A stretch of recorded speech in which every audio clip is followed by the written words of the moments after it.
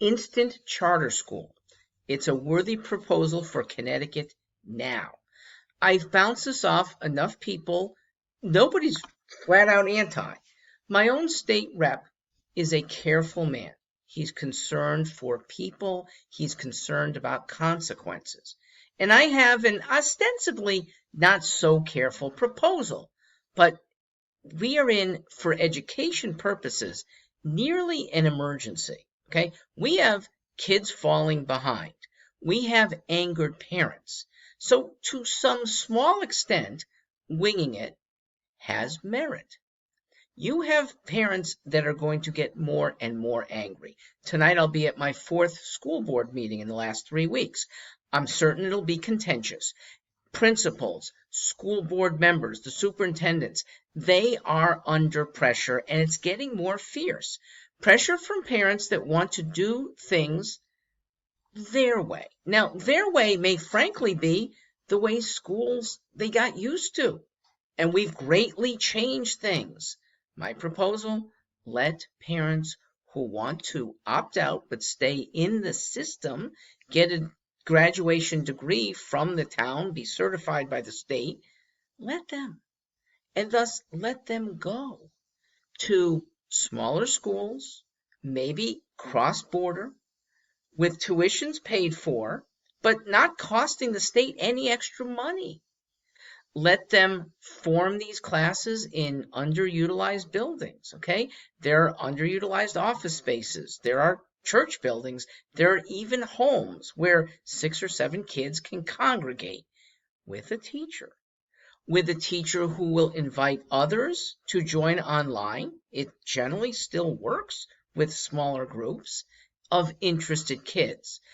Kids who might be quarantining for a bit. They're in the regular school but need time away. They could join.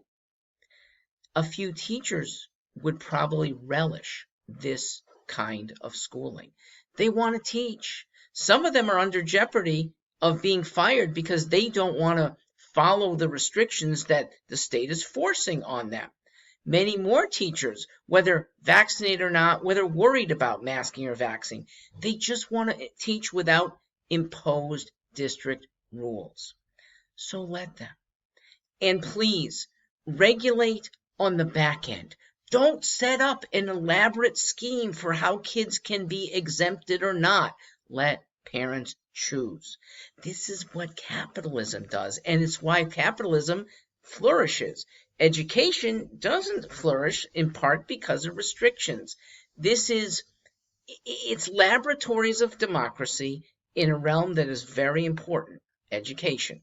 And some things that'll come out of an office building classroom with 15 kids may actually be worth adopting in the big 200 student school in the following year. Regulate on the back end for things that we see are really out of line. I don't think there are going to be many, okay? Because parents don't want awful things done in their schools. They're not allowing devil worship. Parents are choosing. And for now, those parents become really the best regulators. All right, so 2 objections. 1, it would be a not state certified school that we're forming. So what? What is state certification? Every 5 to 10 years, there's a lot of paperwork that has to get filled out by principals and a superintendent, and it goes to the state capitol for their education department to look over. If something weird comes up, one bureaucrat might catch it, ask for more information. Ooh, maybe even visits.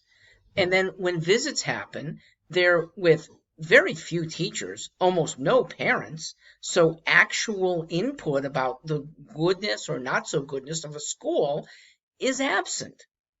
How about the certification of teachers themselves?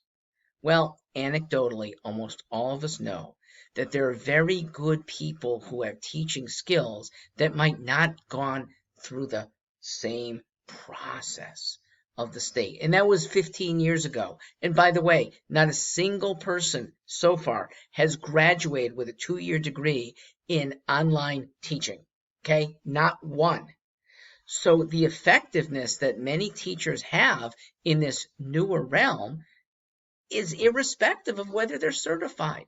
My best two teachers from grammar school, okay? One, I encountered her in first grade, 1970, and she wasn't certified, at least not when she started. She started in the 1920s, and yet she really taught us, Grace Taylor.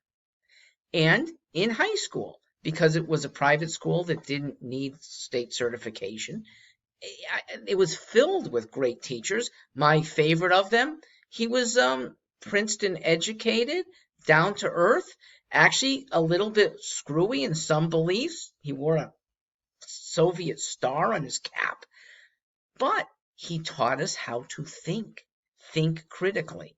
And I'm forever indebted to him and Mrs. Taylor from back in first grade. Who cares whether they had state cert? We will be better teachers. Our kids will get better teaching when we allow, yes, the free market in education, especially in these semi-emergency times, to take hold for them. And let's go back to buildings. The least important aspect of education is the building itself. I'm in a town, Farmington, Connecticut, with some very good building space. We have an underutilized community college on one end of town. We have a totally underutilized, because it's been closed, a conference center on the other end of town. In the middle of town, we have two country clubs that have space for banquets. Farmington's a little weird because its farms and its golf courses are actually in the center of town. So you're within 10 minutes of one of these very good buildings, should you think that a home or an underoccupied church is not the right space for kids. The right space for kids almost certainly is where they have good teachers for teaching and good kids around them that want to learn and parents that support it. You have all three almost instantaneously. Try it.